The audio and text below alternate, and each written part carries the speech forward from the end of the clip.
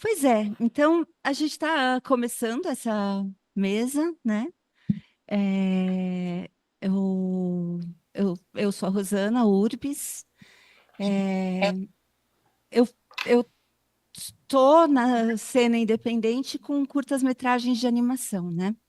Faço curta-metragem de animação, mas voltado para o circuito de festivais, a carreira dos filmes independentes, mais nessa direção, né?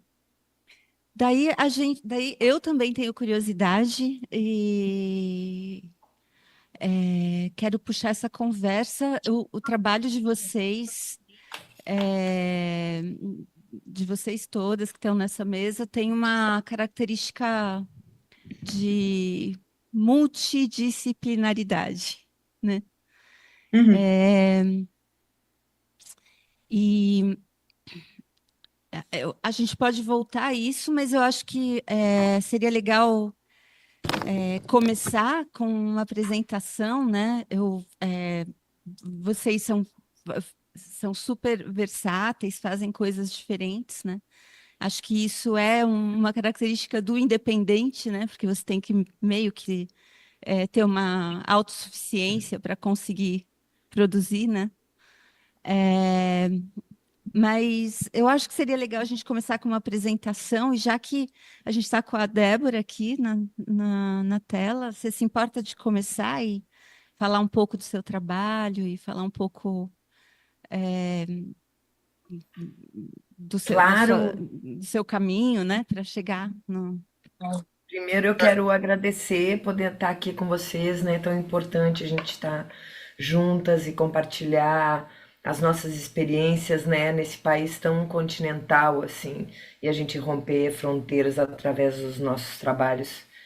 E, e mais do que tudo, assim, antes até de me apresentar, eu percebo que nesse momento tão grave que a gente está testemunhando, né? Num mundo pleno de guerras externas e internas, de cegueiras voluntárias e involuntárias, a gente precisa mesmo criar redes e se juntar para se fortalecer, para a gente poder ver o caos e não ser o caos, né? Eu vejo que é um momento muito importante da gente romper véus, assim, tirar, buscar transparência nas nossas relações, ser quem a gente é, porque eu acho que esse é o melhor lugar do mundo. Então, dito isso, o meu trabalho é completamente voltado para isso, assim, né? O que norteia a minha história é poder tratar de questões que eu penso que são cruciais, que podem contribuir de alguma maneira através da arte com um mundo mais justo, mais digno, mais humano. E é isso que eu venho buscando há algum tempo, há alguns anos, assim. Meu nome é Débora Finocchiaro, eu trabalho com teatro, com audiovisual também, eu sou locutora há muitos anos, desde 85. E esse é o meu ofício, né? Eu vivo disso, tudo que eu tenho.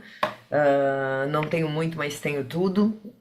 Tenho casa, tenho carro, tiro férias, e, enfim. Sou autônoma, né? Independente também. E vejo que isso também é uma escolha bem singular e ao mesmo tempo é um ofício como qualquer outro. Eu gosto muito de falar isso, assim, que o nosso ofício de artistas, eu não conheço as gurias, é como qualquer outro ofício, né? Sair desse lugar, assim, de que ser artista é uma coisa diferente. A nossa vantagem é poder trabalhar com o que a gente ama, mas tem, daqui a pouco, se a tua habilidade é ser ladrão, ou é ser lixeiro, ou é ser político. O bom é a gente estar de acordo com a nossa habilidade, né? E exercer o que a gente veio para fazer aqui. Acredito muito nisso. E então minha história eu tenho muitos trabalhos, eu criei há alguns anos já, há bastante tempo. Eu nomeei a minha companhia, é a Companhia de Solos e Bem Acompanhados, porque eu tenho vários solos e de teatro, mas trabalho com muita gente e eu amo a mistura das linguagens, né? Então eu tenho inúmeros projetos que misturam as linguagens das artes cênicas com a música, com o audiovisual, com a literatura, e acho, com a música, trabalho muito com música também, gosto de tocar, eu toco também. É, isso eu vejo o quanto enriquece também o nosso trabalho. E também, eu falei várias vezes também, mas é porque é uma soma de coisas que vão nos possibilitando a comunicar o que a gente quer comunicar, né? Como eu falei no início, assim, o princípio do meu trabalho é muito mais o tema e sobre o que que eu tô falando do que a linguagem. E aí a linguagem vem a partir daí, né? Da escolha desse tema.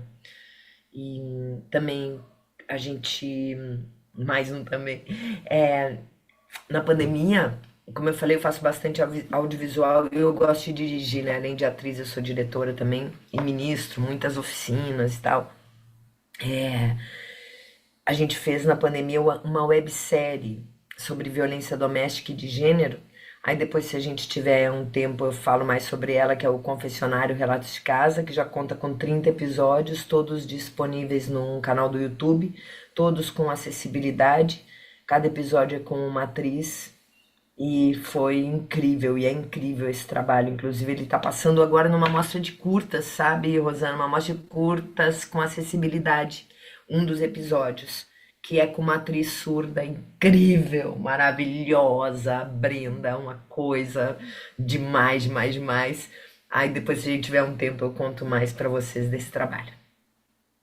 Tô curiosa, quero voltar aí. Vamos dar um alô, cada uma de nós, daí a gente volta, que eu fiquei bem curiosa. Parece incrível mesmo esse trabalho. Alguém voluntaria? Quer Paula? falar primeiro, Ju? Juliana tem mais experiência no mundo das webséries que eu. Tá, eu falo, vamos embora. Então, gente, boa noite. Fico muito feliz de estar aqui podendo bater um papo com vocês. Já fiquei bastante empolgada por essa pequena conversa que tivemos até aqui. Como, né, eu acho que falei, meu nome é Juliana. Eu sou, oficialmente, eu sou cientista social e eu sou atriz. Então, eu tento juntar essas duas coisas no meu trabalho já há algum tempo. Eu acabei de finalizar o meu mestrado em teatro e performance. E agora, oficialmente, estou indo atrás de fazer outros projetos. Nesse momento, eu não estou no Brasil. Agora, oficialmente, eu estou na Itália, mas eu estou morando em Dublin. E eu fui para Dublin fazer teatro. E boa parte do que me possibilitou fazer isso foram justamente as webséries. Porque boa parte do meu currículo veio da produção independente. E é essa produção independente que hoje, inclusive, está fazendo com que eu esteja aqui hoje na Itália, indo para um festival onde o meu trabalho está sendo exibido, né? Então, eu sou extremamente grata por essa maluquice que a gente resolveu um dia fazer e tem feito consistentemente nos últimos 6 ou 7 anos. E foi um teste, porque eu acho que, de certa forma, isso é uma conversa que eu tive com várias amigas atrizes, porque isso é uma coisa que eu sinto que interfere principalmente no bem-estar e na autoestima das mulheres, né, que trabalham com atuação, que é a nossa dificuldade de encontrar papéis e lugares que nos permitam falar sobre temas que nos interessam, né? Estar em projetos que dialogam com aquilo que nos dá prazer, que dialoga com quem nós somos. E eu vejo o independente como o lugar onde a gente pode se dar os papéis que não nos dão. E foi exatamente isso que eu comecei a fazer há alguns anos e eu tenho feito até hoje. E tem se provado bastante eficaz, ainda que não seja fácil, porra, né? Não é muito fácil, mas é prazeroso. Então, eu falo um pouco a mesma língua que a Débora nesse sentido, que é assim, não tenho tudo, estou longe de ter tudo, mas existe uma certa fidelidade àquilo que eu sinto, né? E essa fidelidade me mantém feliz. É basicamente isso. É, é, a gente falava hoje no café da manhã sobre a coisa dos podcasts tá muito tomado principalmente pelas mulheres. Ou assim, a gente estava numa conversa sobre dublagem e outros meios de dublagem que têm estruturas e donos que decidem narrativas, nem tanto, mas o podcast, que é uma coisa que você vai lá e fala, você independente, você vai e produz e faz e não tem que pedir licença para ninguém. As mulheres estão dominando esse lugar. E acho que vem dessa urgência de ter uma história na literatura, no cinema, nas artes plásticas saturada de um imaginário masculino, né? Fundamentalmente masculino. E a gente percebe que a gente tem uma outra visão, percepção de mundo, de realidade e uma vontade de compartilhar, né? Então, que massa, faz todo sentido. Quero muito conversar um pouco sobre como essa produção independente se dá dentro do que vocês fazem, né? Porque sei que é luta, né? E pelo menos eu me dedico à produção independente de animação e é luta. Mas a gente volta para conversar disso, então. Obrigada, Juliana. É, quem ia? Era Paula? Paula, isso. Paula Vaz. Boa noite, Paula. Boa noite. Eu acho muito engraçado que eu não sou atriz, né? Sou roteirista, acabei virando cineasta também, para justamente me autoproduzir. Eu acho que isso entra em comum, né? A coisa do precisar botar a mão na massa, precisar ser independente para contar as histórias que se quer contar, né? E o meu lugar acaba sendo meio irônico, porque hoje em dia boa parte do que eu faço é curta-metragem. Eu sou muito chamada para roteirizar curta-metragem hoje em dia. Eu dou aula de roteiro de curta-metragem hoje em dia.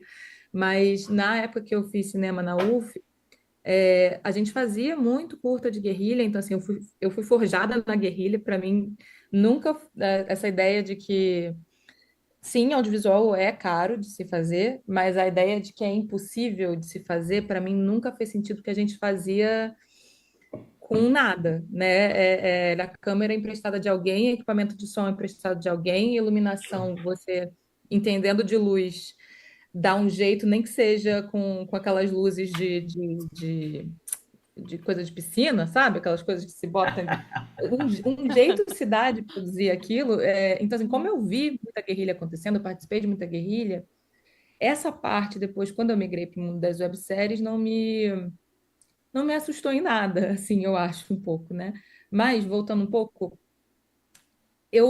ao mesmo tempo, eu fui para a UF querendo contar histórias, mas eu sou a pessoa das fanfics e a pessoa da TV, das séries, etc. Eu sempre gostei da cultura pop muito e eu escrevia muita fanfic, então eu falava direto com o público.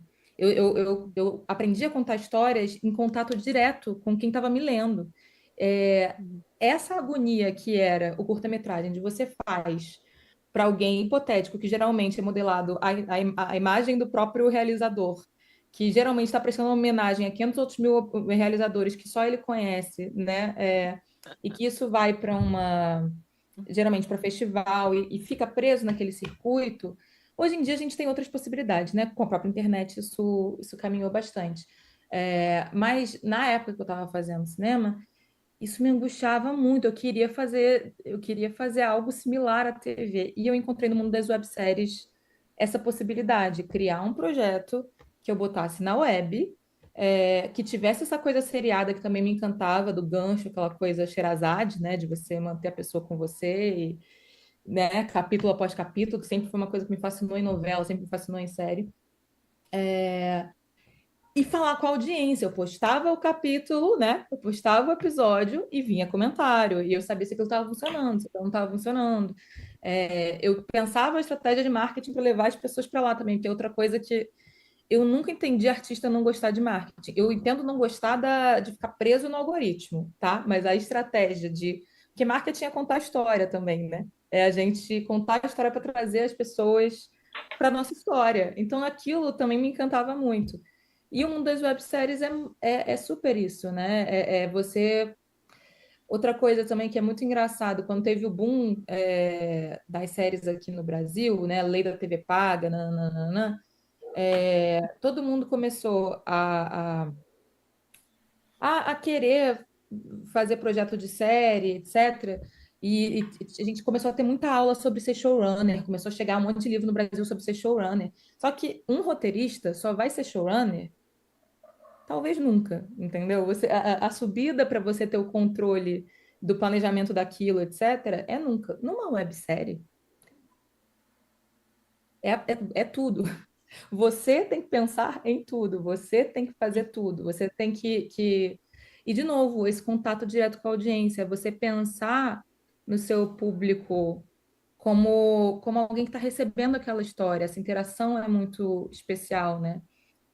E aí eu fiz a primeira, acabei conhecendo, porque esse mundo também tem outra coisa muito maravilhosa que é as pessoas, né? Você se inscreve num festival de websérie, você vai para o primeiro festival de websérie e aquilo se torna viciante, porque tá todo mundo ali fazendo, tá todo mundo ali numa de botar a história no mundo.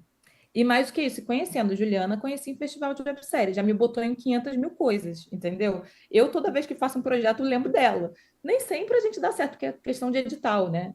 Passar nas coisas, mas esse lance de ficar lembrando uns dos outros, todos os trabalhos que eu consegui na vida foi a partir da galera que eu conheci no mundo das webséries. Sejam atrizes que eu chamei para minha primeira websérie e me chamaram para roteirizar outros trabalhos delas, sejam colegas que eu conheci nesses festivais, entendeu? Então tem essa coisa muito especial esse mundo independente que eu acho que mais até do que ele ser extremamente rentável. A gente pode falar sobre essas possibilidades de rentabilizar, tá? Eu acho importante falar delas. Mas eu acho que mais do que isso é rede, sabe? É rede e é contato, na verdade, é conexão entre as pessoas do meio e entre você e a audiência. Eu acho que é a principal, o resumo da ópera talvez seja esse, para mim, assim. E falei Eu muito, né? ia. Não, não, a gente sempre parece, né? Mas não. É, Não. eu ia te perguntar sobre isso. Para vocês três, na verdade, né? Eu acho que tem algumas curiosidades aí, mas como está nesse assunto, a questão do financiamento para fazer, se é ou a próprias custas mesmo, edital, ou tem outras maneiras. Assim, mais assim, num papo para quem de repente vê nisso uma possibilidade, como qual que é o caminho das pedras, né? É Hoje guerrilha mesmo? é tudo ao mesmo tempo agora, né? Quanto mais urgência você tem de fazer uma série, mais do seu bolso vai ser, né? Porque tem isso. E aí eu aconselho sempre quem está começando um projeto a pensar ele pensado por baixíssimo orçamento, pensar passado em pouquíssimas locações, de preferência uma ou duas no máximo, locações que você tem acesso, com um ou dois atores. Né? A Juliana está com uma série premiadíssima agora, que é basicamente isso, né, Ju? É tudo num apartamento, ela e um outro ator, e foi, a série agora está indo para o Prime, não foi isso?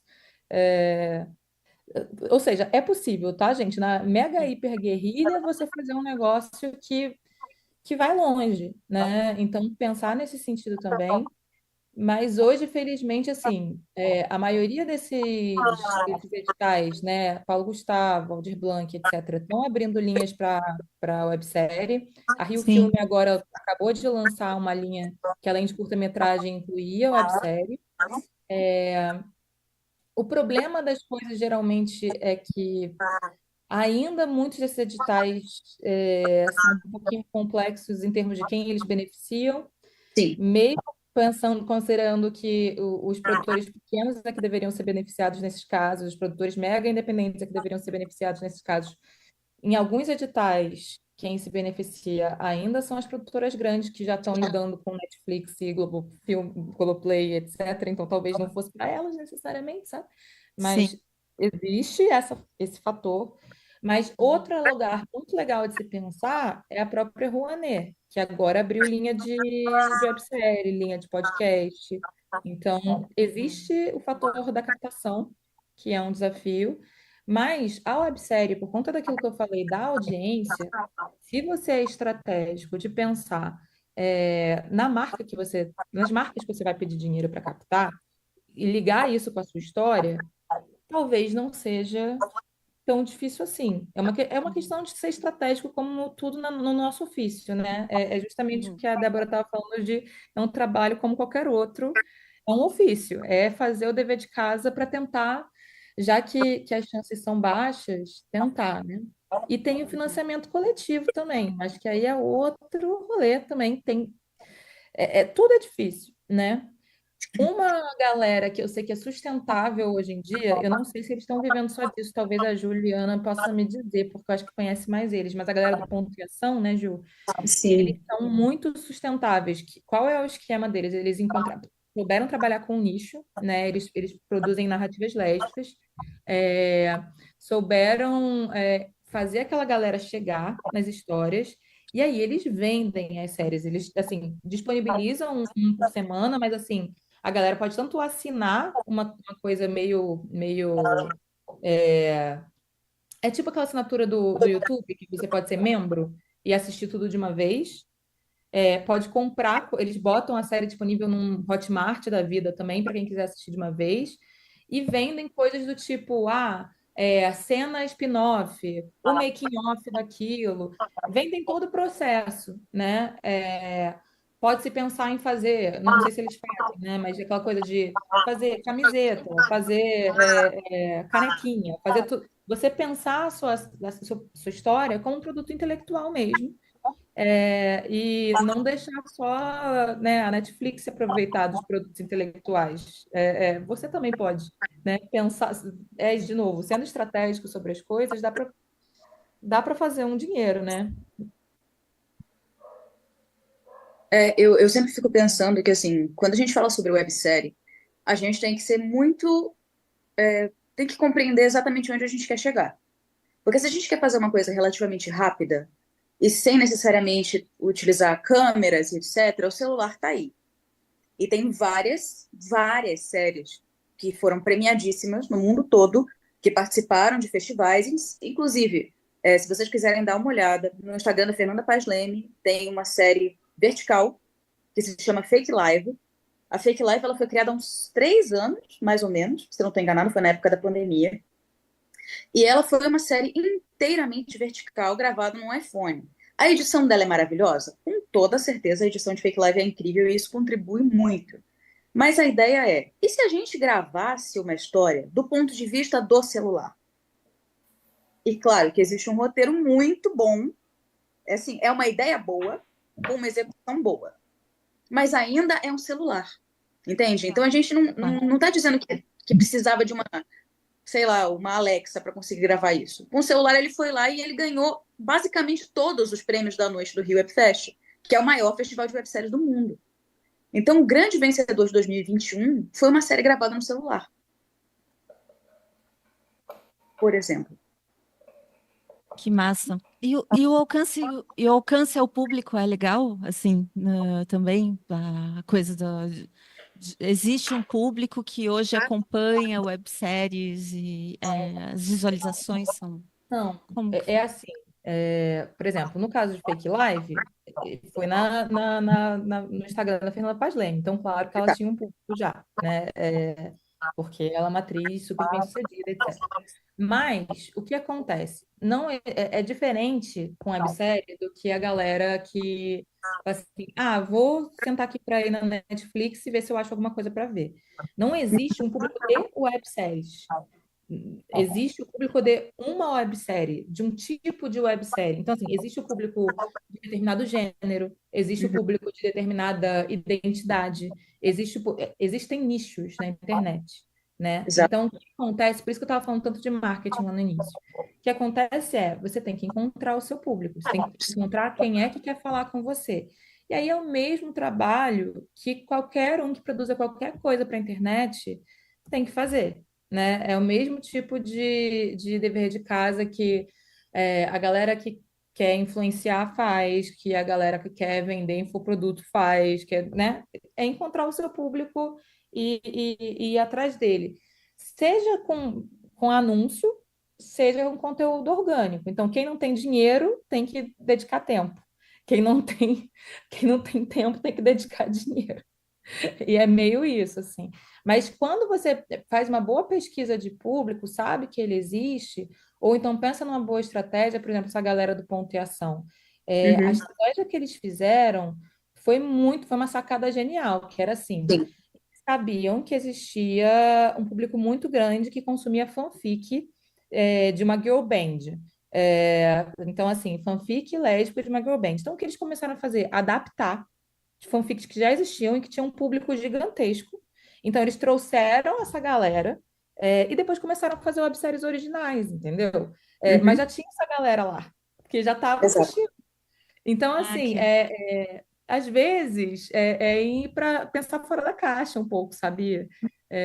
Né?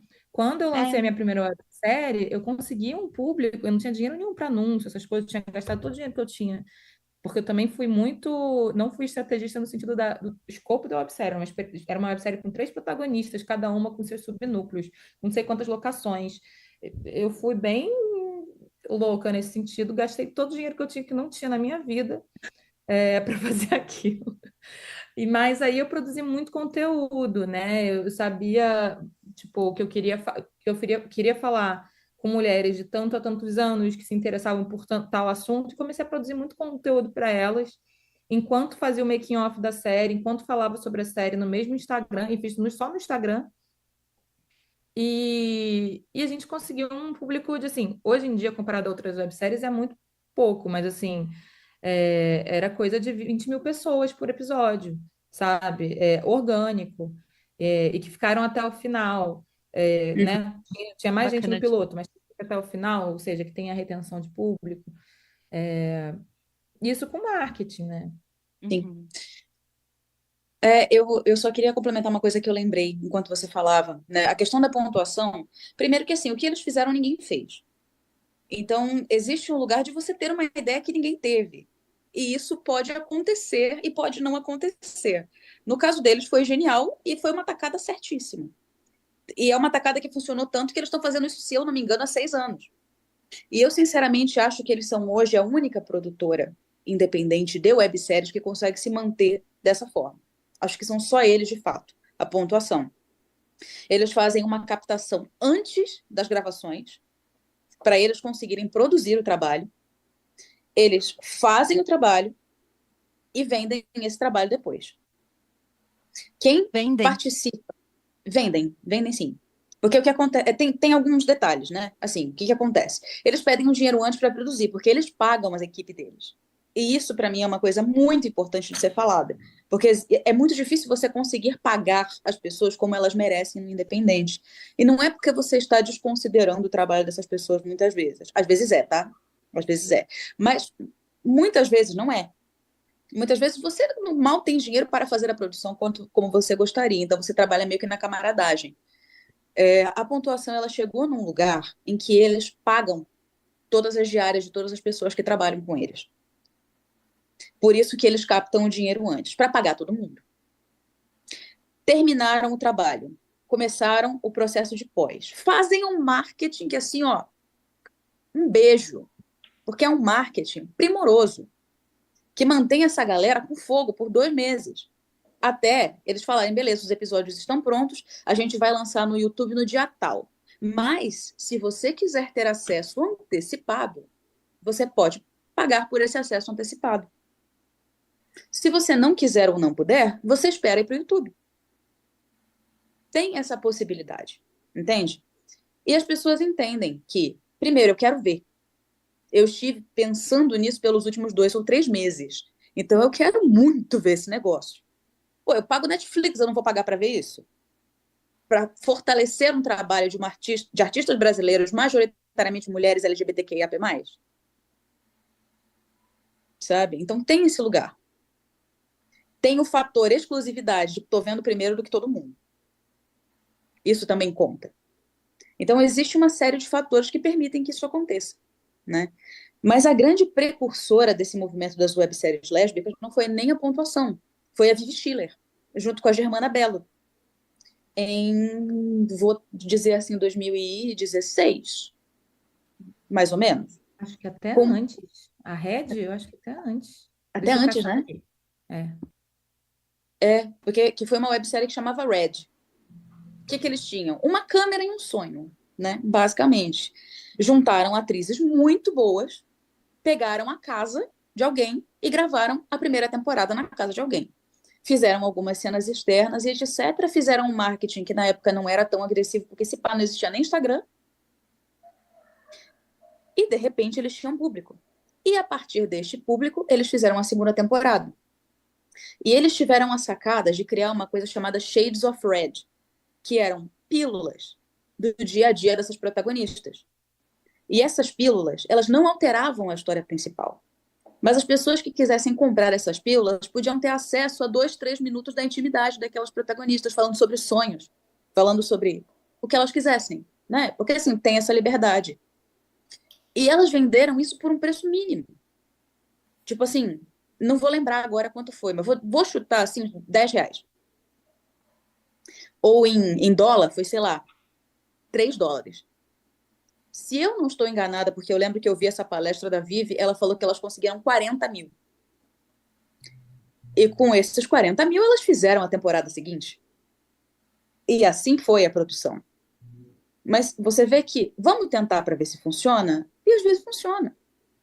Vamos tentar para às vezes funciona, e às vezes não funciona, faz parte. Mas tem que tentar.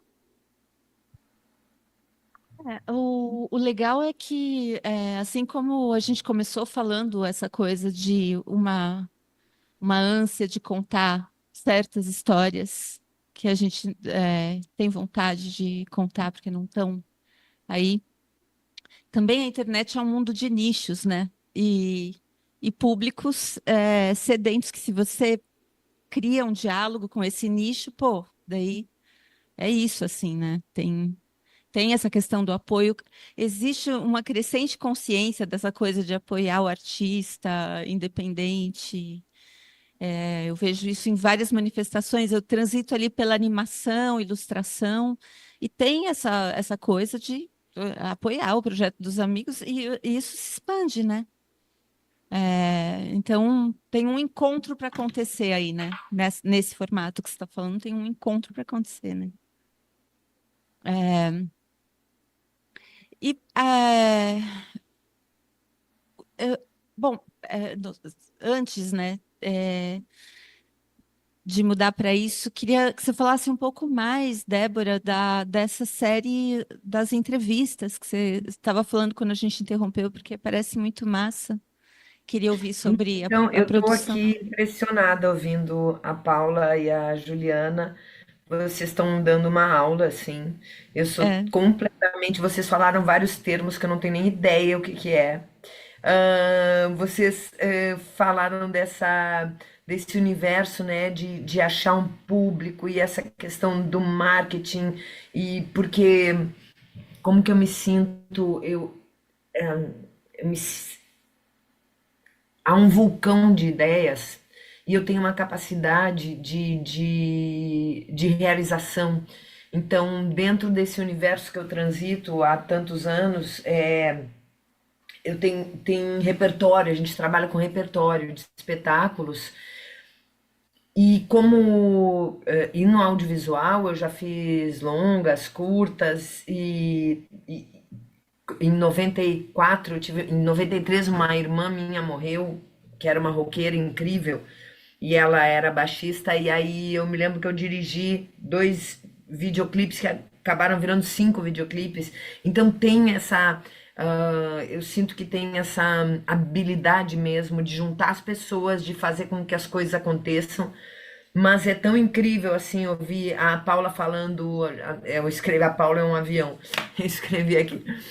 Te ouvir, não, essa coisa desse olhar do marketing mesmo, dessa importância de ter esse olhar de achar o seu público.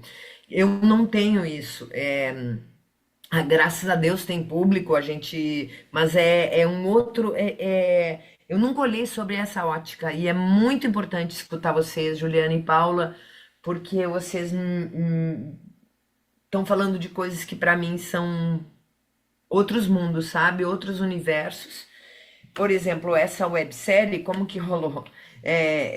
Durante a pandemia, me deparei com um número, dia 5 de maio de 2020, eu me deparei com um número de feminicídio, que depois eu vim a descobrir que o que tinha aumentado não era o feminicídio, e sim as denúncias, né? E nessa ânsia e nesse princípio que eu falei, né, de me sentir como nesse lugar de eu preciso falar sobre isso, tanto que o nosso slogan da série é precisamos falar sobre isso. Eu pensei, eu preciso fazer alguma coisa, vou fazer um espetáculo, vou chamar as atrizes, já fiquei idealizando um espetáculo com X atrizes contando histórias reais sobre violência doméstica e de gênero. E aí eu disse, não, não tem como fazer um espetáculo agora, é pandemia, como é que a gente vai fazer? Que vamos fazer uma websérie. É uma websérie. Chamei uma advogada de mulheres maravilhosa, a Gabriela Ribeiro de Souza. Disse, Gabi, se eu quiser fazer um trabalho, tu me fornece as histórias? E a Gabi disse, agora. Aí chamei um parceiro que eu amo, que é um puta cara do cinema, que é o Luiz Alberto Cassol, que é um baita de um diretor e super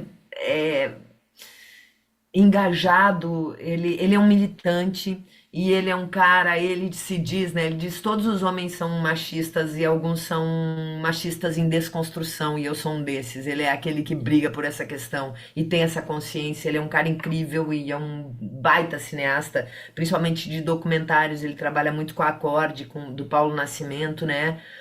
E aí eu falei com o Cassol, que eu amo, um parceiro incrível que eu confio, e ele na hora topou, aí passou a ser o nosso projeto, e a gente foi criando como fazer isso. Aí chamamos o Fred Paz, que é um diretor de fotografia excelente, e a equipe era basicamente nós três, a Gabriela que me fornecia as histórias, a gente foi criando um jeito de fazer isso. Como que se deu? A Gabi me mandava as histórias.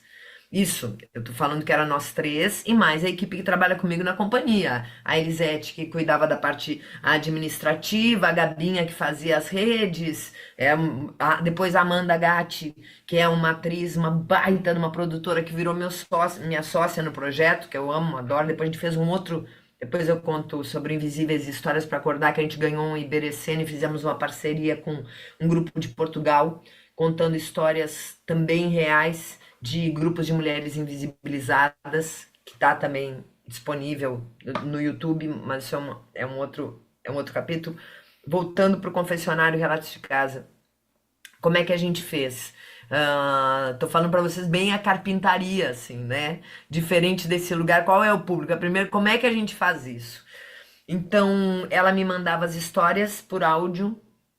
História 1, daí eu combinei com ela, Gabi, faz assim, ó, me conta as histórias e numera. Ela ia dizendo, história 1, blá, blá, blá, blá, blá, história 2, taranana, história 3. Um horror, né? Um horror de tudo que é tipo de violência, das mais variadas, violência desde estupros até pedofilia, enfim, de tudo. Ela me listava isso, eu anotava, colocava sobre o que era cada história, e aí a ideia era que uma atriz olhasse para uma câmera e dissesse, meu nome é Ana Paula e eu tô aqui porque eu quero contribuir para que outras mulheres também tenham coragem de denunciar suas histórias. Blá, blá, blá. A gente criou uma campanha confessionário, como se fosse uma campanha. Então, eu quero participar do confessionário, taranã, por isso, e aí ela contava a sua história. E a segunda parte é bem didático. A segunda parte, a Gabriela aparecia dizendo, olha, a advogada, tu entra num círculo de violência assim, tu pode buscar tal coisa, tu pode fazer, como é que tu sai disso, quem tu procura, e tinha esse caráter didático, e foi intencional, e eu queria que cada episódio fosse com uma atriz, então os episódios têm de 15 a 20 minutos no máximo, e começou o piloto, eu fiz, como eu falei Ana Paula, porque era o nome da personagem que eu criei. Como é que eu ia criando os roteiros? Eu faço muito roteiro também, mas não de... Eu faço muito roteiro de teatro, desses trabalhos que a gente faz, musical, essas misturas de linguagem, né? Esse roteiro eu fazia a partir, por exemplo, vou chamar a Juliana para ser minha atriz. Eu dizia, olha só, tem Juliana, desculpa, eu já chamando de Ju, as Juliana viram tudo Ju, né? Pode chamar de Ju, tá show. Na Tá, bala. Ju, daí dizia, Ju, eu quero que seja minha atriz, eu pensei pra ti essa história. Pode ser uma dessas, ou se tu tiver uma história tua, que tu queira trazer, ou da tua mãe, ou da tua amiga, que tu leu no jornal, a gente trabalha o roteiro a partir daí. E como eu amo dirigir ator, né, também, e sou atriz, amo ser atriz, tá? Adoro atuar, foi muito louco, porque cada atriz tem uma característica, no meu caso, eu adoro improvisar. Então, se a Paula me chamou lá, Débora, ó, o teu personagem é essa, eu faço alguns tópicos e eu posso ficar falando durante horas como aquela personagem. Eu tenho essa característica de improvisar. E não, isso não é melhor ou nem pior, é as características, né? Outras atrizes não, precisam do roteiro escrito inteirinho e decorado. Outra tem a necessidade, como ir achando também a necessidade de cada uma dessas atrizes para encontrar o melhor lugar para elas fazerem e ser de verdade. A gente fez. O Fred, eu quero muito que vocês assistam, muito, porque ele criou. Como é que ele fez? Como é que a gente trabalhava? Eu na minha casa, aqui.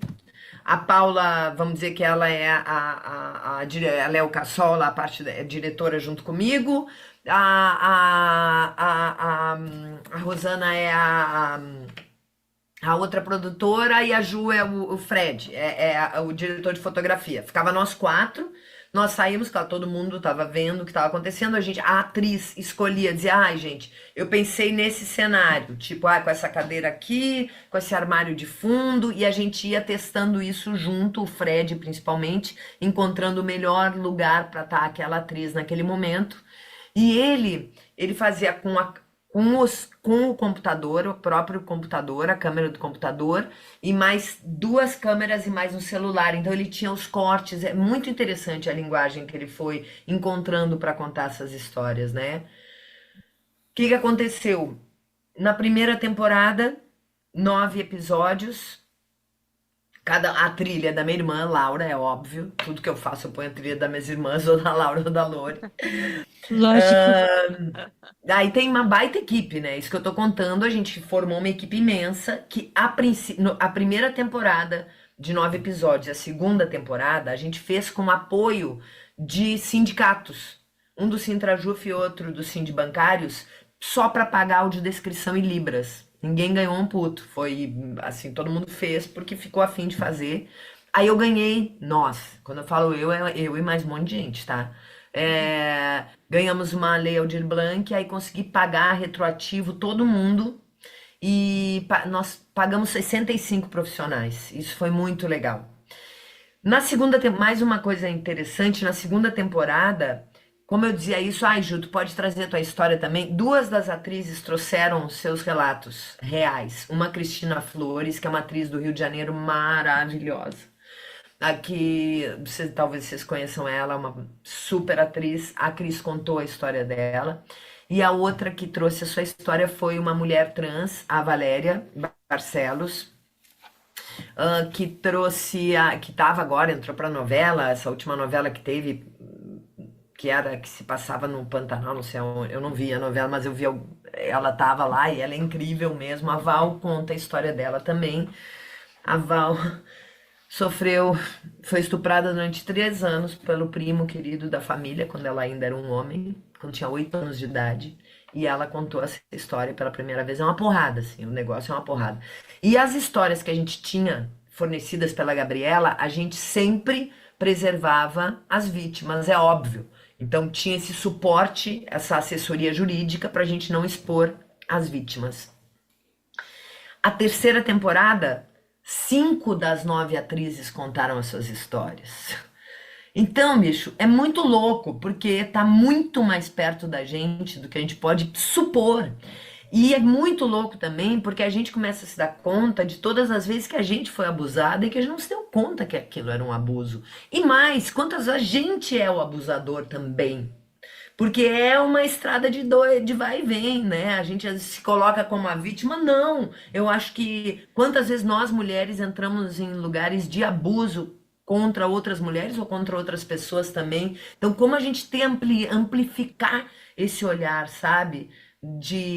Eu acho muito importante olhar quando que eu tô fazendo, quando que tá na gente isso também, porque a gente é tudo, a gente é a maravilha e a gente é o lixo do mundo. Como a gente tem esse olhar assim agudo sobre orar e vigiar, né? Vigiar a ti mesmo. Eu acho que é muito isso.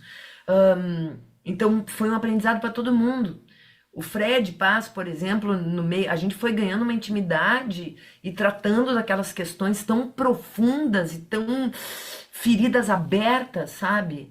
O Fred um dia disse, cara, eu tenho que falar uma coisa pra vocês. Aí ele começou a chorar e disse, bicho, eu me dei conta que eu aprendi a transar num cabaré e pra mim eu vivia vendo revista de mulher pelada. Eu fui pra um cabaré porque meu pai me levou pra um cabaré. Ele tem 30 e poucos anos, ele é jovem. E para mim, até agora, até essa série, até isso, o mais importante era a minha mulher ser gostosa. Tem uns peitão, tem um rabão, de ser linda. E ele se tocou disso nesse processo.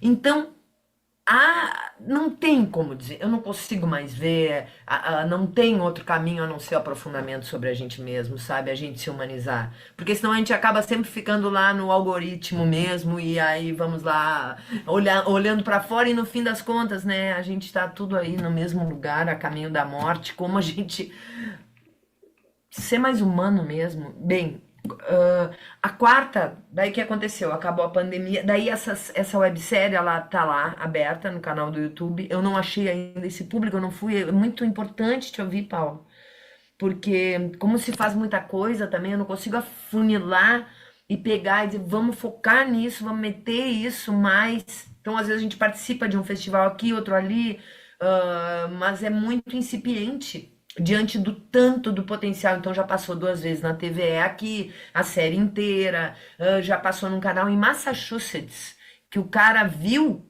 e aí, olha que louco, alguém assistiu o negócio. Na terceira temporada tinha também legenda em inglês, né? Nas outras não, só a legenda em português, por causa da comunidade surda. É, o cara viu e tem muita violência doméstica, muito caso lá. E passou lá num tal de canal LTC Lowell. Então foi também muito importante, assim, acessar esse outro lugar e a gente sabe de mais de 90 mulheres que denunciaram depois de ver a websérie. Aí na terceira, aí acabou a pandemia, aí a Maria do Rosário, que é uma deputada que está inclusive se candidatando aqui para a prefeitura. A Sim. Maria, ela é muito, ela gosta muito do meu trabalho, eu também admiro muito, muito, muito. E a gente teve uma conversa falando sobre essas questões de direitos humanos e tal. E ela disse, pá, Débora, seria tão legal se fizesse um. Porque nesse meio tempo eu participei, acho que de mais de 90 lives falando sobre isso e me juntei com a galera da polícia, delegadas, policiais, advogadas, juízas, se ampliou o negócio, tinham mais de 400 pessoas envolvidas nesse negócio. A gente criou também as parceiras da websérie, então eram cerca de 300 mulheres que estavam junto nesse processo. Tarana. Aí, com uma emenda parlamentar da Maria, nós fizemos mais 3 episódios. Mantivemos a mesma linguagem, mas aí numa locação, uma câmera, 2 na verdade, aí foi menos rico do que quando era online, porque aí o Fred usou só 2 câmeras, uma aqui e a outra, dando uns cortes e tal, e fizemos mais 3 episódios, um sobre trabalho escravo, que a Maria queria muito, e foi incrível, a atriz que faz arrebentou, a Patsy Secato. Um sobre história de uma mulher surda, que é uma história terrível, que é essa atriz surda que eu falei pra vocês que tá agora nessa mostra de curtas acessíveis. Ela é incrível. Gente, vocês têm que conhecer. Paula, tu que é produtora, diretora, tem que conhecer essa atriz, é uma coisa. Ela é incrível, assim. Aí fizemos a história da mulher surda e fizemos um sobre violência contra idosos com uma atriz daqui que é demais, que é a Sandra Dani. E uma senhora maravilhosa. E aí nessas três últimos, que a gente chamou Relatos de Acordar, porque eu também fiz uma campanha que eu perguntava, eu ia pra rua com o Cassol e a gente ia no bairro mais pobre, no Brick da Redenção e no bairro dos Riquinhos, perguntando quando você já se sentiu invisível e quando você já se sentiu humilhado. E aí a gente publicava essas respostas no Instagram e o que me inspirou a isso foi o livro Complexo de Vira-Lata, da Márcia Tiburi, que fala sobre o círculo da humilhação, né? E eu queria falar sobre isso. Então a gente chamou Confessionário Relatos de Acordar, a quarta temporada. E, enfim, e aí não, o que eu queria contar pra vocês, daí não era mais a Gabriela que falava no final, era uma auditora fiscal do trabalho escravo, a segunda parte, uma advogada surda no da história de uma mulher surda. E violência contra idosos era uma delegada que trabalha direto com essa questão do idoso. E o que que eu percebo, o quanto nos fez crescer, assim, e ali tem um casting, as atrizes são incríveis e o meu desejo é continuar muito. Então o que que rola? Qual é o desdobramento muitas vezes disso? É assim, a última foi um cara de uma universidade lá do Ceará que ele me procurou: Débora, eu precisava de alguma coisa que falasse sobre pedofilia na internet, e tinha um episódio sobre isso. Eu disse: ah, tem esse episódio X aqui que tu pode usar. Aí olha o que ele fez, olha que legal. Ele passava esse episódio na aula e dividiu a turma em três: a vítima, a tia que descobre e o pedófilo. Então, a gente tem que olhar para isso também, porque o pedófilo provavelmente também foi abusado. Não adianta, gente. Isso me interessa cada vez mais, sabe? A gente ampliar os nossos olhares e até onde a gente pode ir com as coisas que a gente tá. Agora só me falta uma Paula na minha vida para uma marqueteira para conseguir botar isso para frente, mas é muito louco porque às vezes é isso, né? A gente vai produzindo, produzindo, eu vejo a quantidade de espetáculo, de teatro e de coisa e de série disso daqui. E fora esse tem ainda o Invisíveis Histórias para Acordar, que eu vou amar que vocês assistam. Que eu fiz essa parceria que são, cara, são histórias escritas por presidiárias, por moradoras de rua, por prostitutas, com ciganas, que aí é a parte de Portugal, e com vítimas de tráfico humano. E aí fiz também, cada uma é uma atriz falando, aí fui recortando, eu dirigi e a Amandinha produziu comigo, ela editou, maravilhosa, minha sócia, que eu amo, que agora não tá mais aqui no Brasil, tá morando em Madrid. Então, enfim, mas é isso. A gente poderia seguir aqui falando, mas eu quero muito, muito, muito o olhar de vocês e que vocês assistam isso e vejo o quanto esse exemplo que eu dei desse professor lá que fez esse trabalho, a gente faz muito isso. Às vezes a gente passa um episódio, faz um bate-papo depois, dá uma oficina só para as mulheres, que é Mulheres Faces e Faces, faça da sua vida uma obra de arte. Eu adoro isso também, né?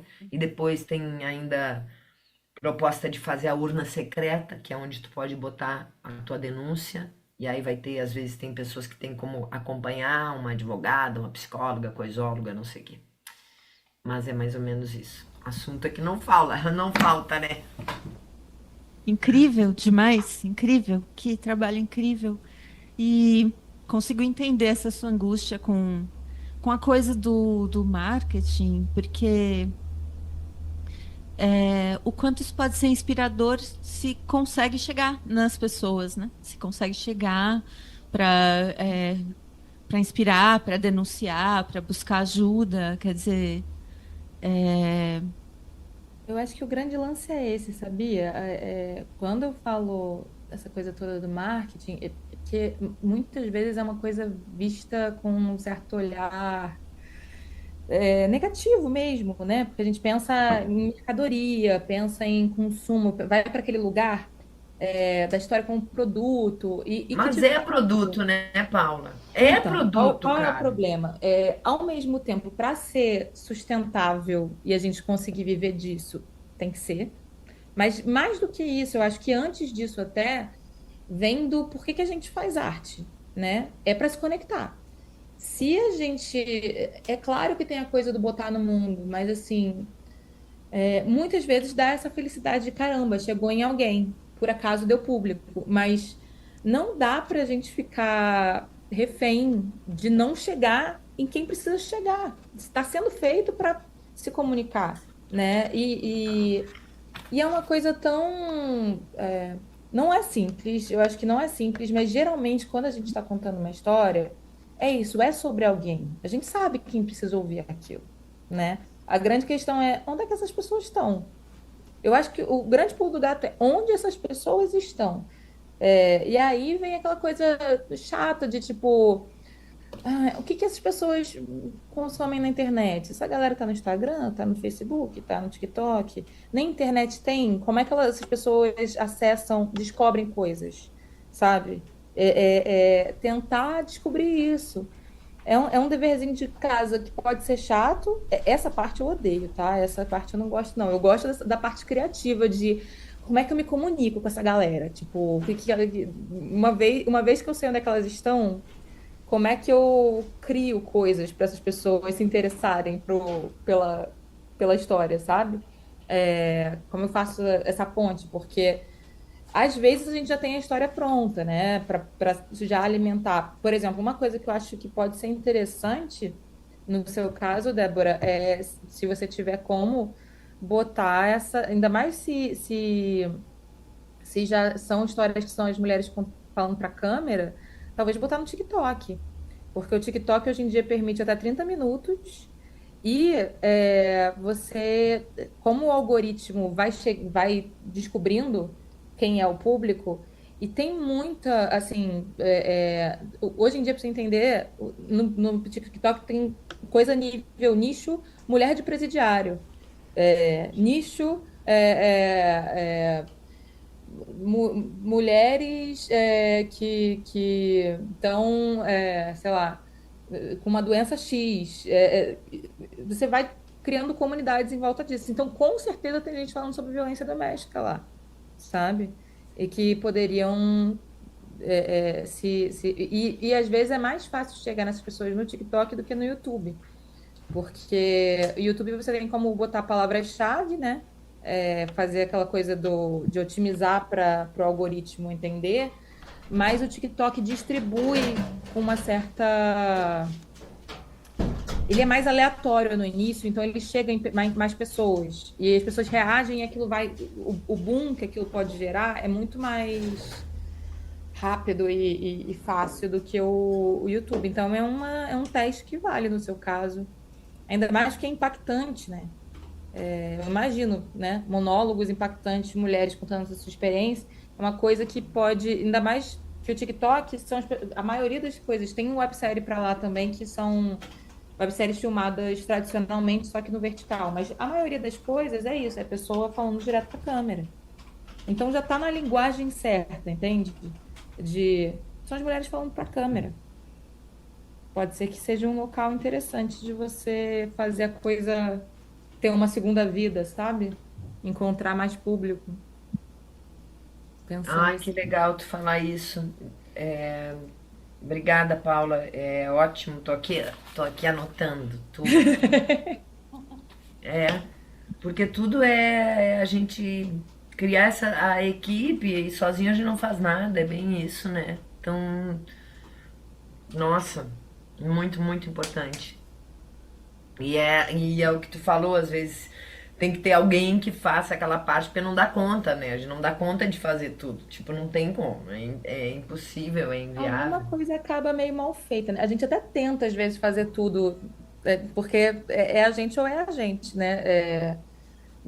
É claro que quanto mais pessoas a gente conhece, é isso que você falou, né? No final tem uma equipe de 65 pessoas envolvidas no projeto, mas na maioria das vezes não dá para ter 65 pessoas, né? Na maioria das vezes a gente acaba naquela história de acumular função mesmo, né? Bah, nem E, falo. né? Então, Oh, eu acho que outra coisa que define a produção independente, especialmente de mulheres, porque macho quer contar uma história, é assim, né? Fazer uma. Aparece a equipe do autor genial para contar coisa. Pelo menos era o que eu observava na faculdade de cinema. Eu não sei como é que anda as coisas hoje. Tu é mas de não onde, quer Paula? fazer querer fazer acontecer, ainda mais existe isso, né? De repente, dependendo da narrativa que você quer contar, ou é vista como mimimi, ou é vista como superficial, né? Se a gente para pra pensar, sei lá, eu produzo muito romance, comédia romântica, eu gosto, sabe, disso. E é visto como uma história inferior. Por quê? Qual é o público principal de romance? Para quem que é feito romance, na maioria das vezes? Mulher. Logo, logo, não é uma coisa de muito valor, né? Sendo que, de novo, tem um público gigantesco para isso. Por que que não tem valor, né?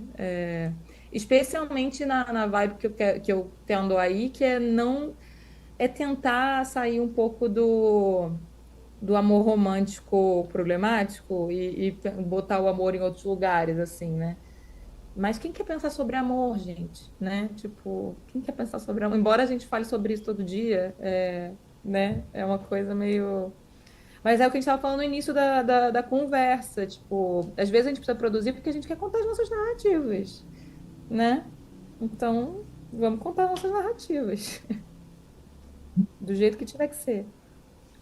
E a direção, dirigir, mulheres dirigindo. Queria ouvir um pouquinho de vocês sobre isso.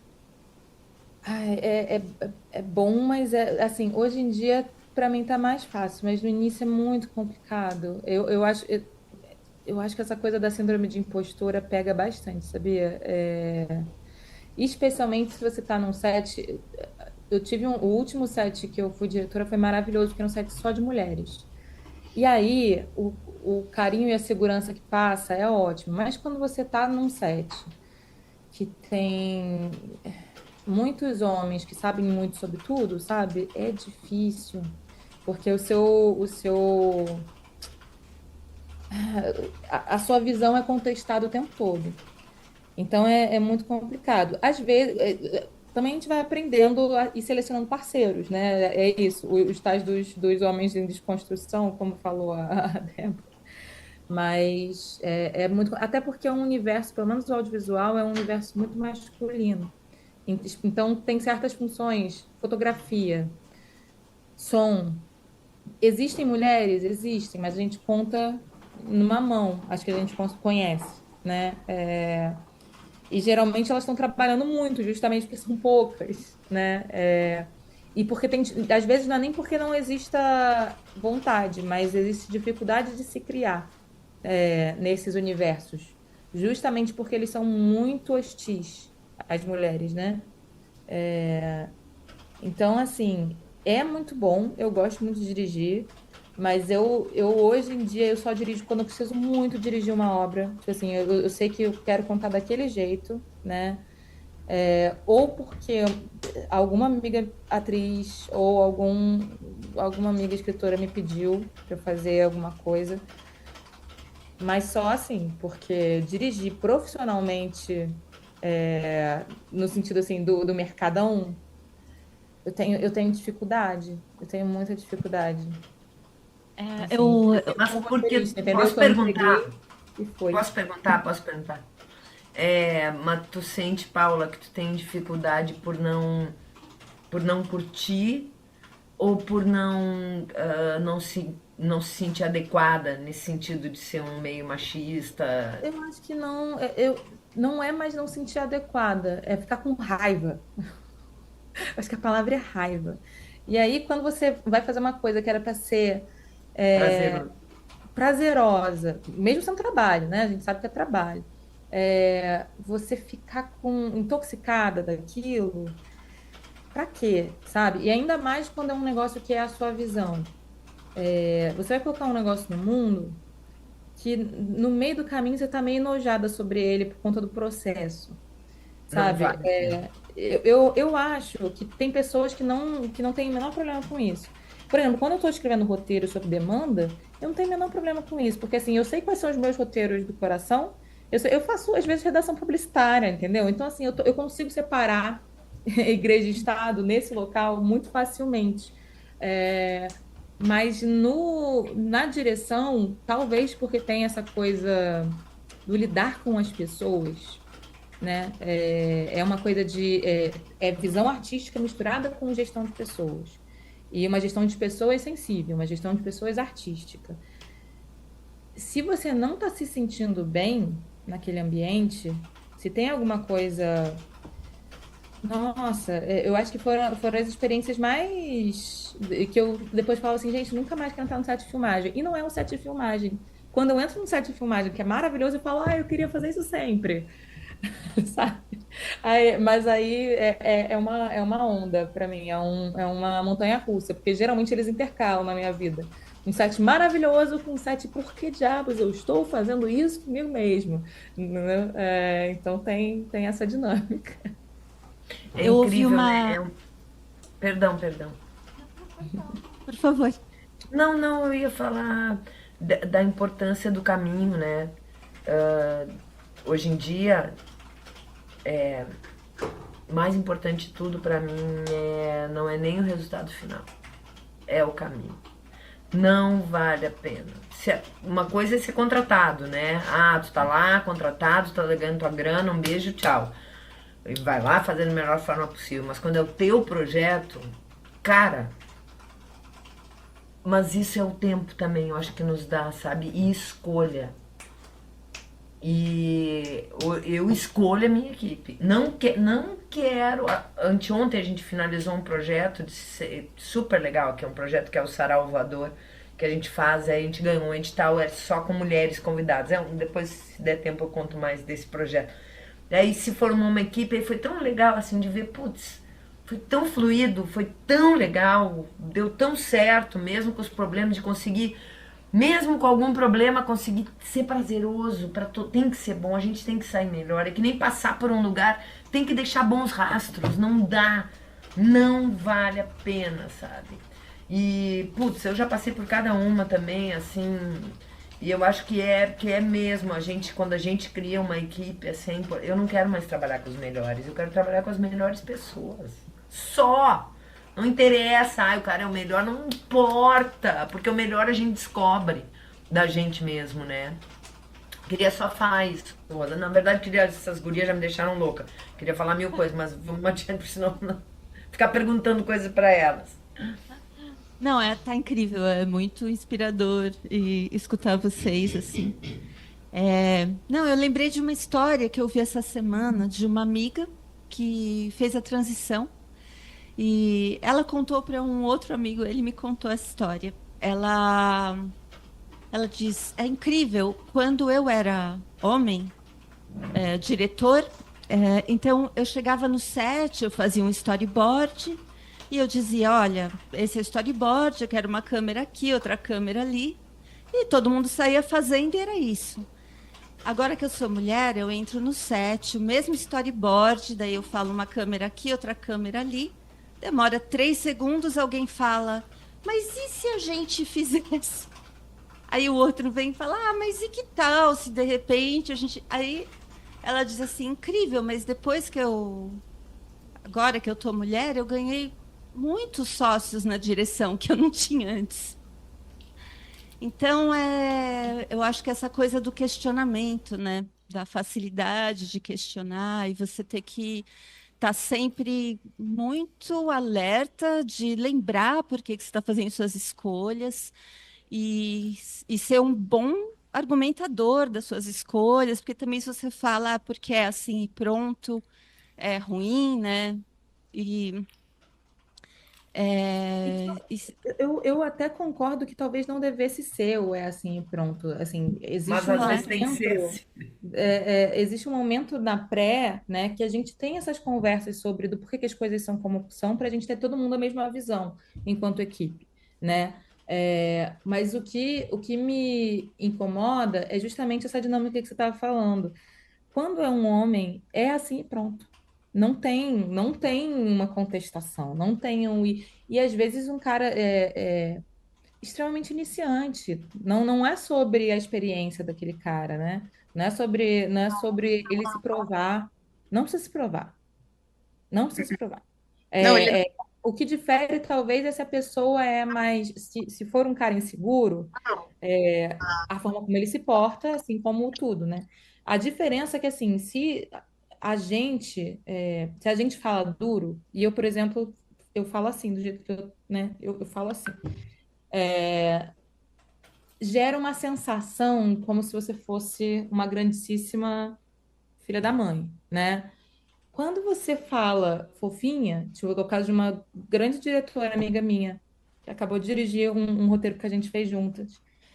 Nossa, a dificuldade que ela tinha para dominar aquele set. E sendo que ela sabia exatamente o que ela queria, mas no final das contas o filme virou outra coisa. Justamente porque tiveram 500 mil sócios, justamente porque ninguém respeitava ela.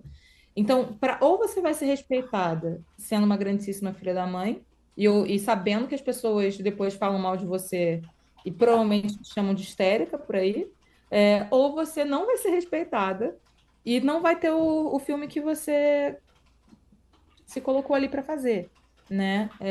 O que é muito duro, é muito difícil, a não ser que você de fato consiga trabalhar com a equipe, né? Que é isso que a Débora tá falando, com a equipe dos sonhos, que é a sua equipe carinhosa, né? A equipe dos sonhos não em termos de qualidade só, né? É a equipe dos sonhos em termos de qualidade de respeito, de afetividade, de todo mundo ali, a gente fina, assim.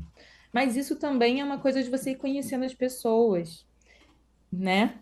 Que Uhum. graças ao bom céus, é isso. Eu acho que todas nós aqui já estamos numa altura de tanto tempo no perrengue trabalhando e produzindo de forma independente que hoje em dia a gente já conhece mais ou menos as pessoas. Mas tem o fator, nem sempre elas estão disponíveis, porque está todo mundo Exato, precisando pagar boleto. exato. Então, às vezes, você tem que lidar com um outro ser humano que você não estava preparada para lidar. Também tem esse fator de vez em quando, né? Gurias, sabe, é porque eu acho que é o maior desafio da vida é se relacionar. E como a gente aprender também, eu tinha muito, aí tô falando bem pessoalmente, assim, eu tinha muito medo do conflito, muito, escapava do conflito. De uns tempos pra cá eu tenho tentado ter um outro olhar, tipo, se nós tiver que entrar em conflito por uma questão para melhorar alguma coisa, vamos entrar no conflito.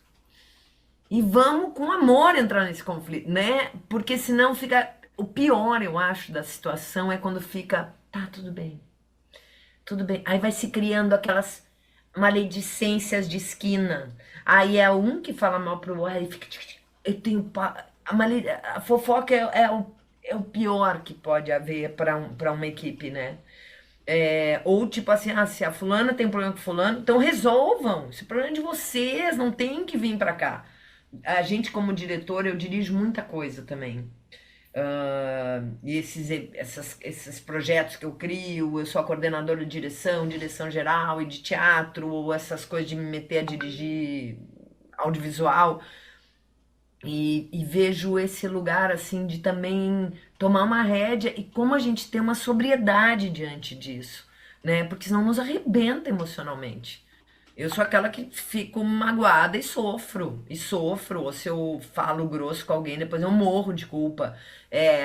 Como ter uma sobriedade mesmo, né? A gente conseguir transitar por esses lugares e poder dizer, tu falando, eu faço às vezes uns curtas para essa galera que estuda na Unicinos, coisas de cinema.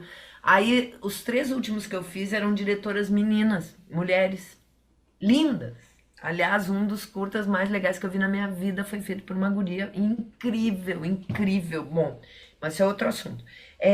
E aí eu vi, às vezes, no penúltimo que eu fiz, o diretor de fotografia era um carinha.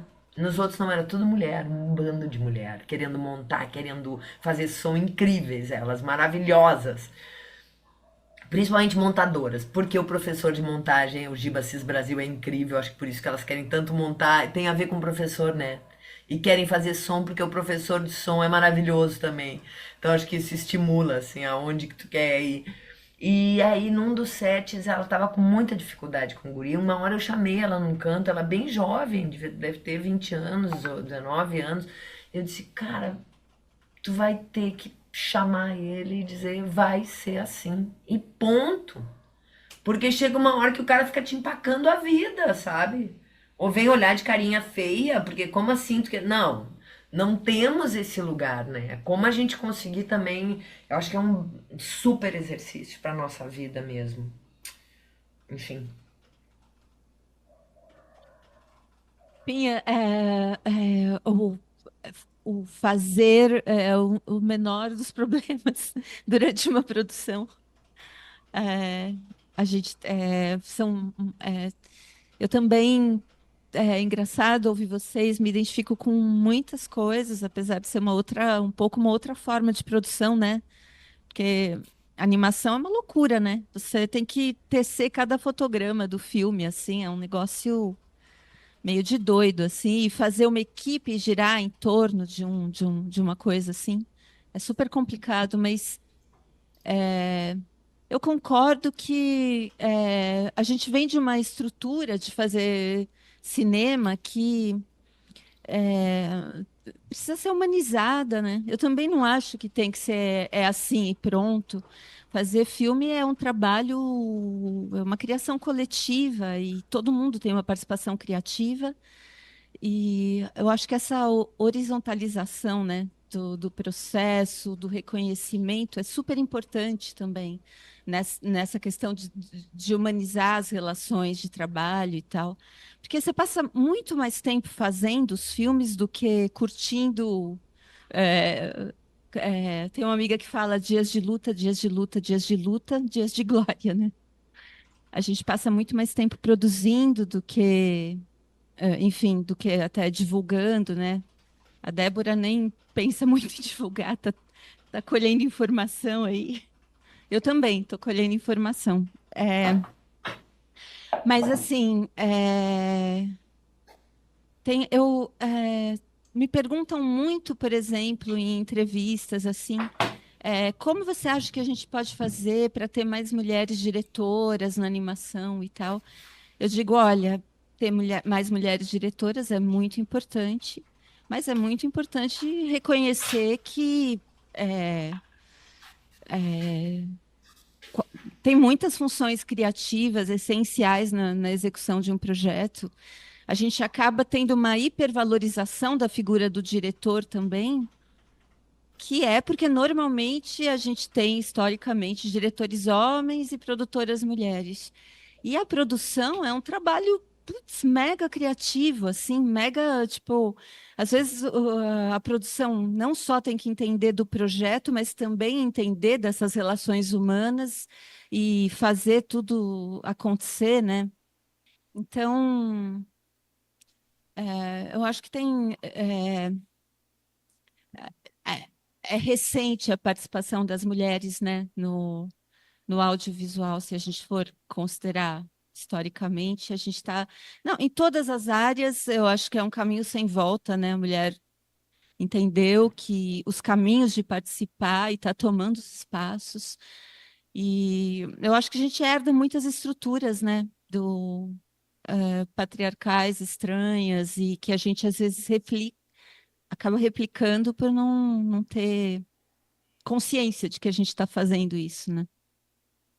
Então é isso, se rever, é, se conhecer e entender é, qual é a sua participação para melhorar isso, né? Essa coisa de consciência. É,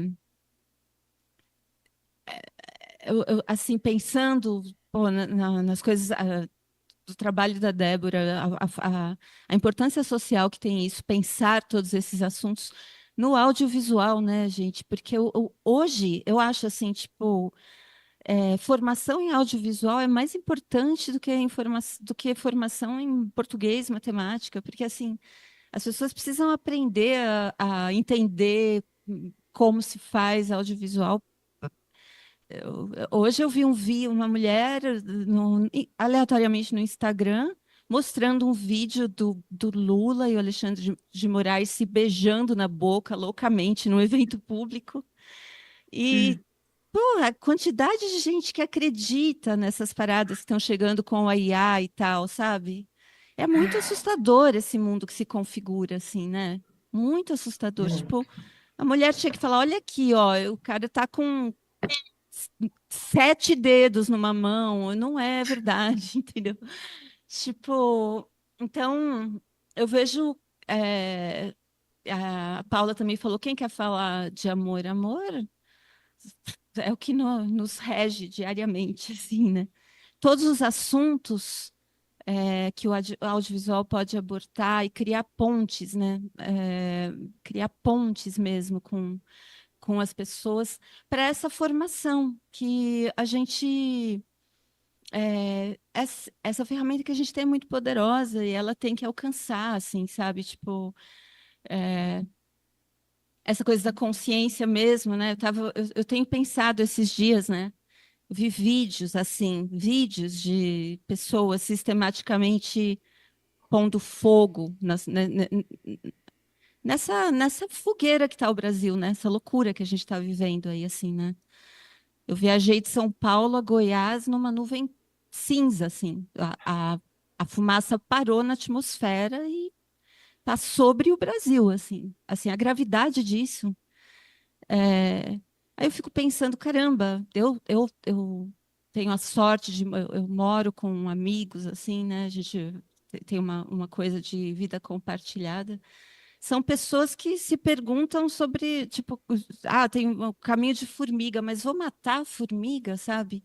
Tenta ir desviando o caminho da comida para ver se elas fazem a trilha para o jardim para não matar a formiga. Tipo, e daí tem uma galera que resolve botar fogo no país, assim, né? Então é uma coisa que. Como é que a gente chega, assim, como é que controla isso num país continental como o nosso, né? Desculpa, eu entrei nesse assunto porque eu estou muito apavorada com a história e acabei entrando por essa avenida aqui, mas para dizer que eu acho o trabalho de vocês essencial. Eu estou super feliz de conhecer cada uma de vocês. Vou assistir tudo. Agora que eu já comecei a seguir vocês no Instagram. Aliás, a gente começa ainda a gente tem 10 minutos, mas a gente começa a chegar perto do fim. Então, queria que vocês falassem, pô, vocês têm trabalhos essenciais, né? Só de estar fazendo cinema independente no Brasil já é essencial. Então, falar um pouco de como alcançar o trabalho de vocês. Eu acho que essa mesa, esse bate-papo vai para o ar. Eu adorei ouvir vocês. Eu fiquei aqui, eu estou meio olhando de lado porque é uma configuração aqui assim, mas eu estou olhando para a cara de vocês. Fiquei, eu preciso explicar isso, porque parece que eu sei lá, né? Mas eu estou olhando vocês um telão aqui e super feliz de conhecer o trabalho de cada uma de vocês. É muito inspirador. Eu tenho pensado, eu fico 3 anos fazendo um curta-metragem de animação. Eu quero fazer pelo menos um híbrido com captura real para fazer, porque nesses 3 anos que eu fico fazendo um filme, quantas histórias eu queria ter contado que não deu. Então é muito inspirador vocês dizendo, não, é isso, tem caminhos, e tem, né? A internet é isso, né? Céu e inferno, né? É uma coisa que permite essa democratização mesmo, né, da informação. Então, eu queria isso, assim, que vocês deixem como a gente consegue ver esses trabalhos, pontuar alguma coisa que vocês acham mais relevante nesse momento. Acho que como tem pouco tempo, vou passar agora para vocês contarem isso para a gente. E se eu não voltar a falar, muito obrigado. Foi incrível ouvir vocês. E é legal, assim, né? Também quando você começa a ouvir coisas e fala, nossa, então não tô maluca, é isso mesmo, é assim mesmo. É bem bacana, né? Esse lugar de mulheres conversando e sacando essas coincidências, assim, né? Então é isso, super obrigado e vou deixar vocês contarem essa última parte para a gente, então. A, a Juliana, quem vai? Paula? Juliana, Juliana. Oi. Então, antes de tudo, obrigada. É muito gostoso ouvir vocês falando, porque eu acho que tem um pouco daquilo que você disse, né? Existem muitas questões que passam pela nossa cabeça todos os dias, se a gente não verbalizar, A gente fica achando que é a gente que está criando essas questões, quando na verdade essas questões elas são estruturais e introjetadas, né? Quando a Paula estava falando sobre a questão da direção, é aquilo, ninguém diz para um cara que ele não sabe o que ele está fazendo, porque parte-se do princípio o tempo inteiro de que este cidadão sabe o que ele está fazendo em qualquer minuto, ainda que, evidentemente, todas as mulheres do set saibam mais do que ele, coisas que eu já vi acontecendo muitas vezes, para falar a verdade, né? Então, só queria deixar essa cutucada aí carinhosa, mas para mim é muito impressionante. Isso é um diálogo que a gente teve algumas vezes. Eu digo assim, a gente e todas as pessoas do meu círculo que trabalham com isso, que a gente tem um levante de mulheres nos últimos anos, mulheres que entendem uma série de questões, né? A gente, por exemplo, a gente tem um recorte aqui, né? O nosso recorte, ele é bem específico. E existe um recorte de mulheres que não está aqui, e que a gente poderia falar com elas, e a gente teria respostas e percepções completamente diferentes e ainda muito mais aprofundadas, né? Que é muito importante que a gente busque o contato com essas pessoas também, para a gente conseguir enxergar aquilo que o nosso recorte, que já é relativamente desconstruído, alcance um patamar ainda mais relevante. E eu acho que isso realmente só acontece quando a gente busca esse diálogo. Então, acho que a gente já está começando a conversa maravilhosa, assim, começando, 2 horas de conversa. A gente está aqui batendo papo e falando sobre as nossas percepções, e nessa verbalização eu tenho certeza que a gente vai deitar depois e ficar pensando, tipo, putz, cara, né, tal. E os insights, eles vão vir. E eu acho isso muito poderoso, né? Então, muito obrigada. Tô bem, bem Obrigada. feliz por esse papo que a gente teve. Sobre o meu trabalho, eu acho que o que tem rolado mais é um trabalho que chama O Que Veio do Décimo Andar, que foi a minha websérie que eu criei durante a pandemia, que ela originalmente era uma peça de teatro, só que aí aconteceu a pandemia e eu dei uma surtada, e para não dar uma surtada pior, eu liguei para os meus amigos e falei, galera, se eu passar o teste de Covid de vocês no meu cartão de crédito, vocês se trancam comigo numa casa e a gente grava? Foi basicamente isso que aconteceu. A gente pegou tudo emprestado. Tudo. A gente não tinha equipamento, não tinha nada. A gente saiu ligando para amigo e foi pegando coisa. O boom, se eu não estou enganada, era um cabo de vassoura, né? Então tem umas coisas assim. E várias coisas deram errado. Tem inúmeros problemas técnicos que são compreensíveis, dadas as condições que estou, né, dizendo aí. A gente não tinha continuista, a gente não tinha nada disso, e a gente não tinha tempo, né? A gente tinha 3 dias para gravar 30 minutos de material final. Então, como se diz, né? É o pega para capar.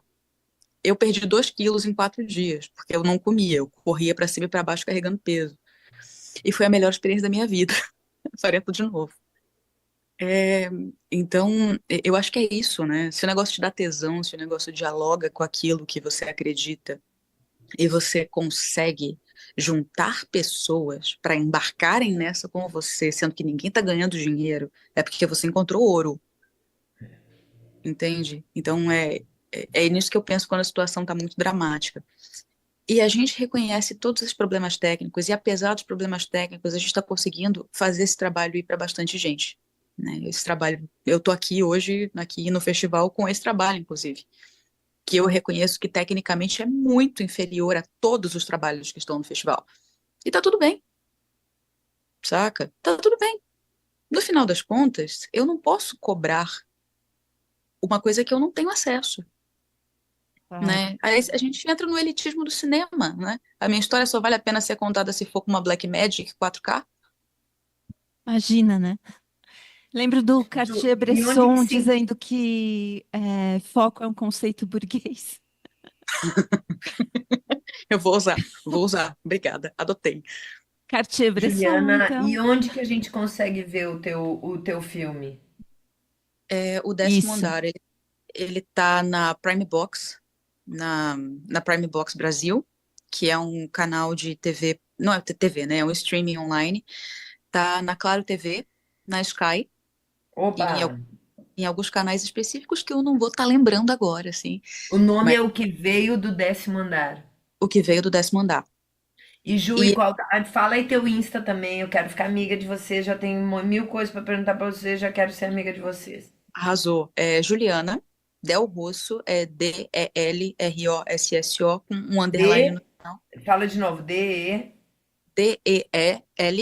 Delrosso, com uma underline no final. Eu fico postando coisas lá sobre trabalho, sobre tudo que dá, assim, Juliana Del Rosso, eu mesma. underline. Isso. Eu comecei a te seguir hoje, depois você me conta se é você mesmo que eu tô seguindo.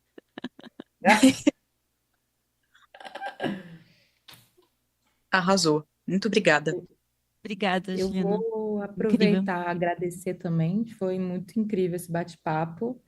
Eu estou num processo, inclusive, de atualizar meu portfólio para ver se eu deixo ele direitinho lá no Instagram. Então, eu vou falar direto para vocês seguirem o Instagram, que aí vocês vão ver tudo que eu andei aprontando nos últimos tempos, inclusive as coisas que foram produzidas esse ano. Eu espero que até o final do ano estejam aí, porque, né, a gente fica naquela edição, montagem, e aí. É, Barda Milenial, Barda que nem bardo, né? Bar, só que no feminino, e o Millennial, Millennial, dois L's e dois N's, então é tudo junto, @Barda Millennial. E Arroba aí, Barda Millennium. Millennial, com L no final. Dois L's, dois N's e um L. Mas se botar Paula Vaz, que nem tá escrito aqui também na lupinha, deve aparecer, porque esse é o arroba, mas tem o meu nome, né? Tá. No Instagram. Fala do Bardaria.